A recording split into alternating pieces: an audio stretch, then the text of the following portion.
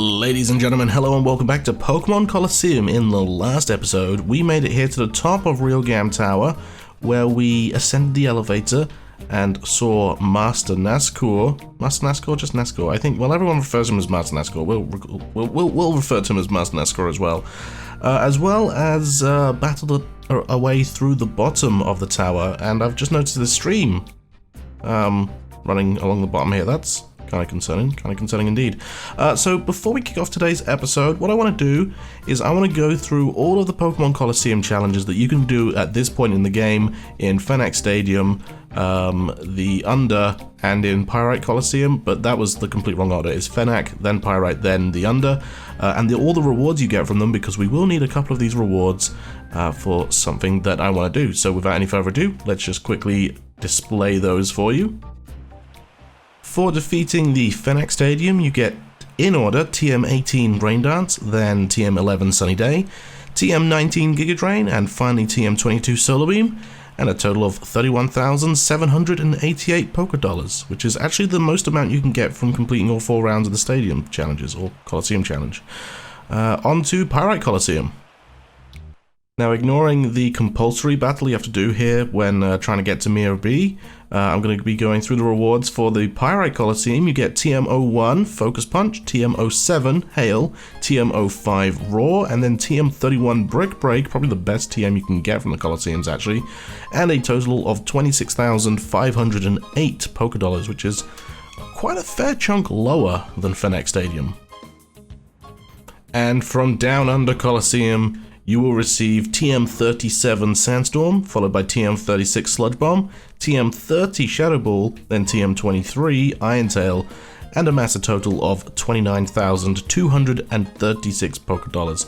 If you want my advice, if you're looking to level up, do the Pyrite Colosseum, because that's a little bit easier. You get pretty much the same amount of experience as well, actually. And it's a little bit quicker as well. You just don't get as much money. If you need money, I would recommend doing the Under Colosseum. It takes a while, but you get more experience than if you were to do Fennec Stadium over again. And remember that if you want to keep doing these Colosseum challenges, you can. They just keep rotating in 4s. You just can't get the TMs multiple times, but you can get the cash reward multiple times. Anyway, back on over to Realgam Tower.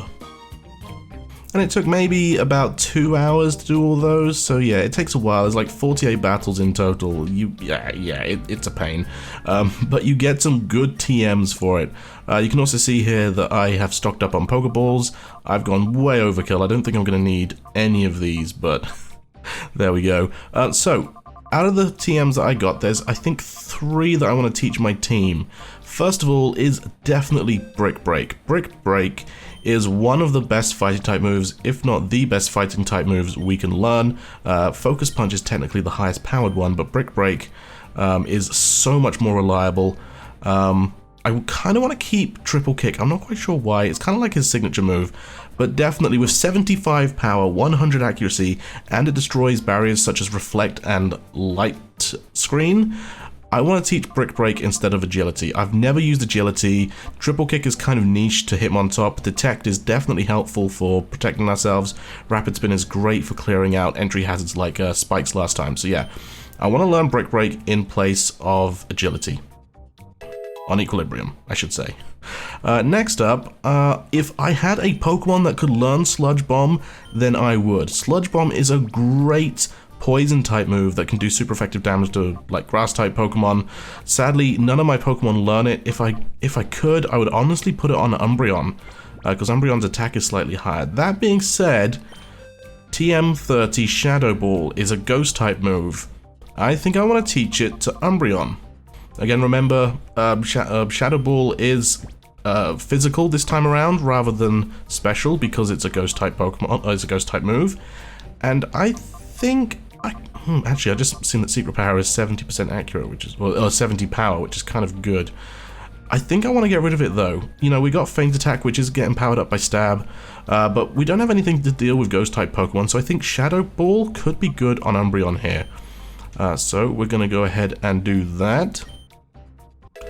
Diddle-a-dam, we learned Shadow Ball, and I did go ahead and I did purchase one more TM17 Protect, which is going to be helpful for Vulcan. Yeah, there's been lots of times when I've been fighting with Twiglet and Vulcan at the same time, and I've wanted to use Earthquake, and I've never used Sunny Day or Smokescreen. I think I'm going to get rid of Sunny Day just because Smokescreen can be really helpful for catching Shadow Pokemon. And the final TM I think I'm going to teach is I'm going to go ahead and teach Return to a Pokemon.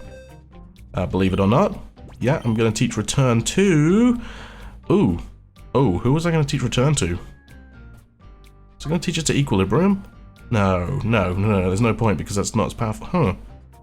Maybe I lied. Actually, yeah, no, I don't think I do want to teach Return to anyone. Maybe Umbreon?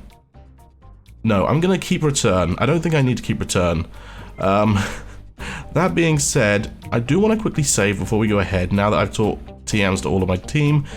Team is a little bit higher level, as you can see I've now been playing for like over 22 hours, which is pretty nuts, Our team is a bit of a higher level, sadly not level 60 as I kind of wanted to, but time is getting a bit pressing. I'm actually recording this video 19 minutes after it's supposed to go live, so I'm running a little bit short on time.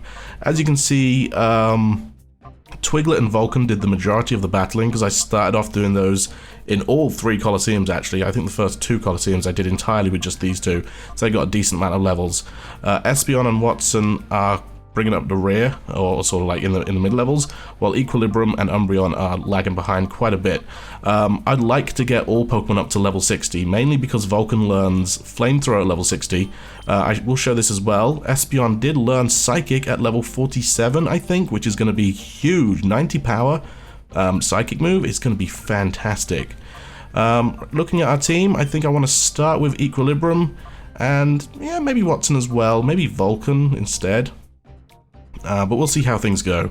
Oh, actually, no, I do want to use Vulcan instead of Watson, I think. Alright, let's go up the tower, go up the staircase here, and can I just say that I really love this area? Oh, he's gone.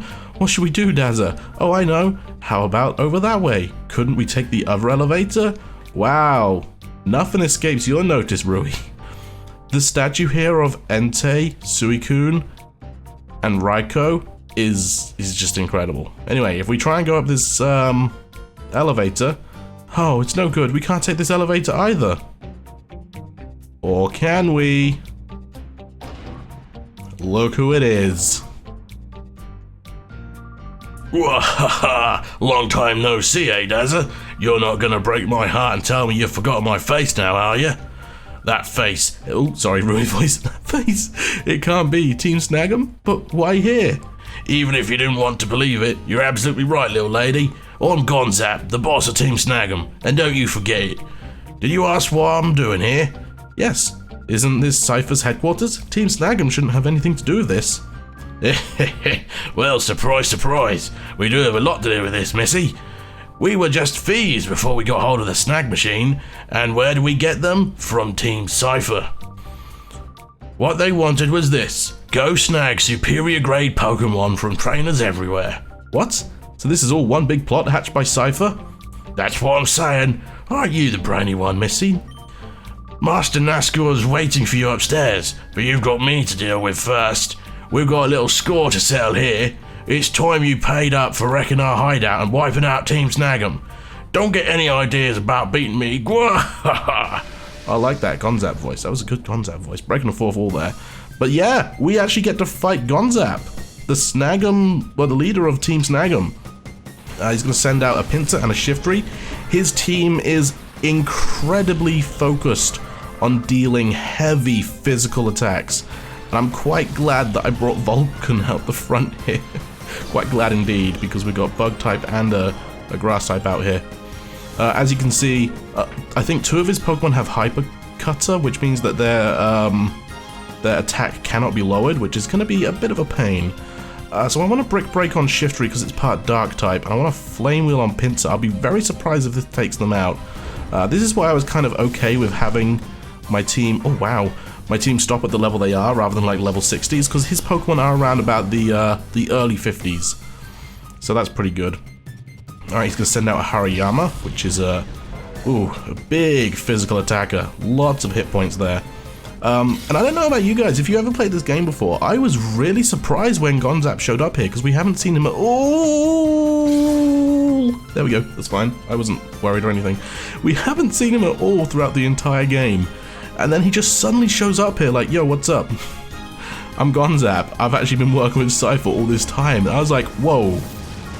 Actually, that makes a lot of sense, but it was a complete, like, record scratch, hold up moment, you know? I really didn't expect it.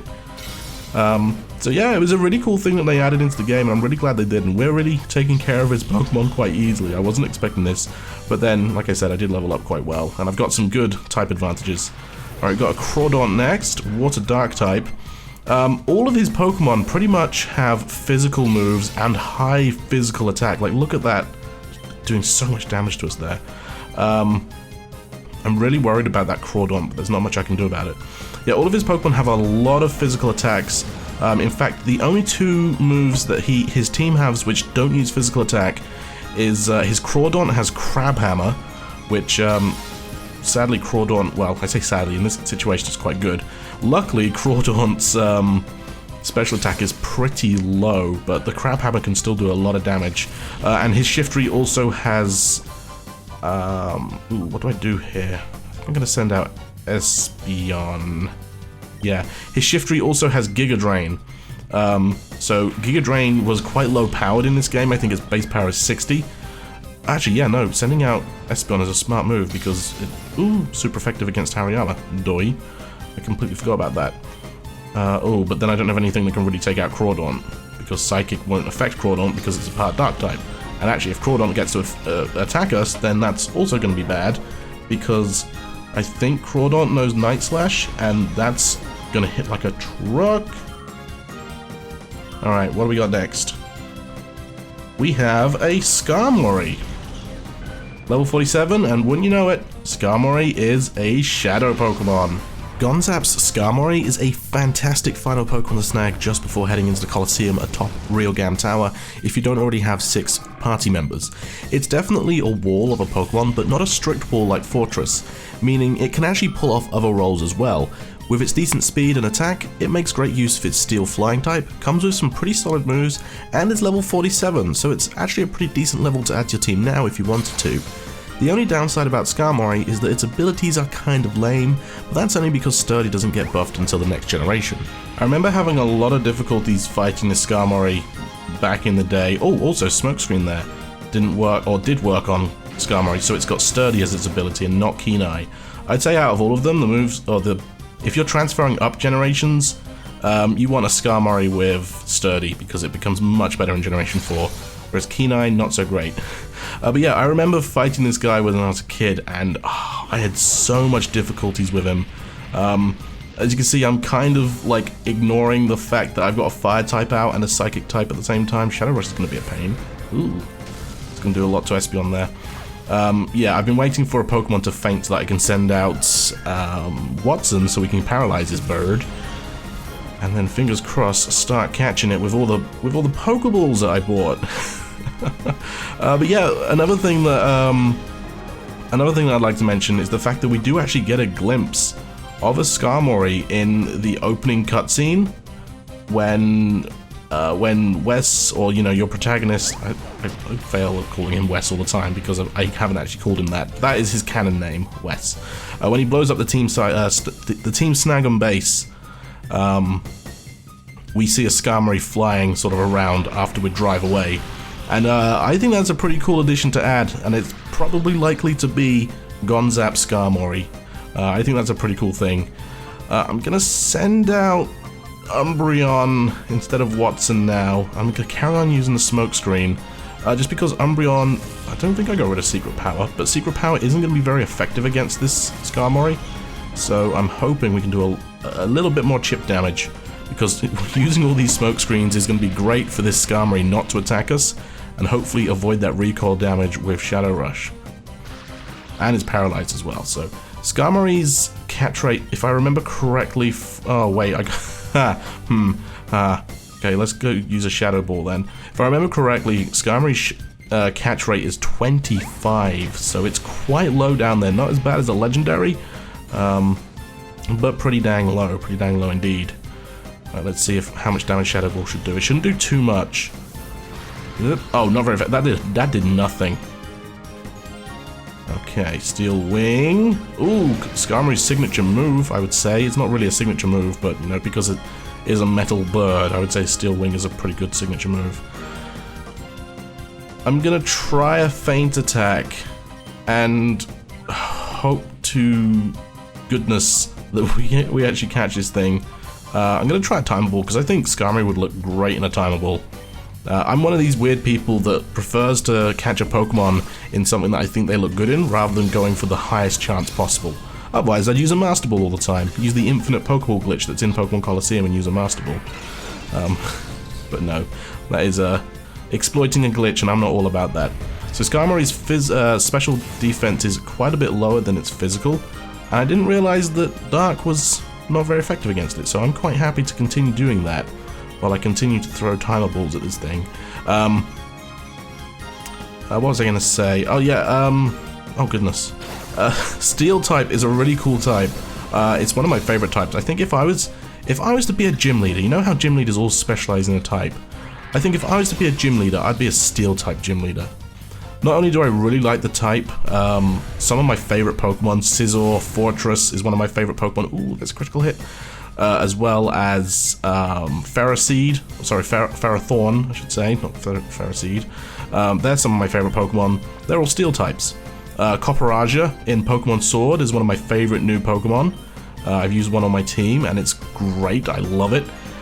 So I think I would be a Steel type, and the thing I love about Steel types is how many resistances they have compared to other types of Pokemon. You know, I do quite like Ice-type Pokemon as well, even though they are defensively the weakest Pokemon. They have the most natural weaknesses. But yeah, I think Steel-type is one of my favorite. I remember running a competitive Scizor that would absolutely tear things up in Generation 6. It was fun. It was very fun.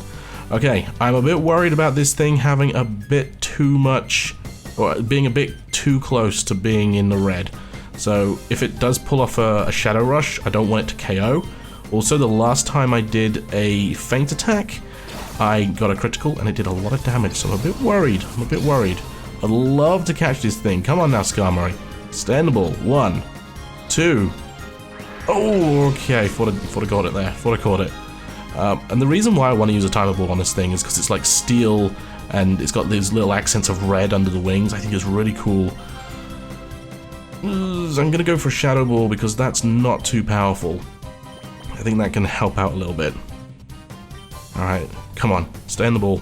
Yeah, I just like the steel and the red accents. I think it works well with a red, black, and white Pokeball here. Even though a normal Pokeball is red, white, and black. Come on, 1. Oh, dang it. Okay, I'm gonna see if I can't catch this thing, and I will be right back. Please don't KO the Skarmory. Phew, it did nothing.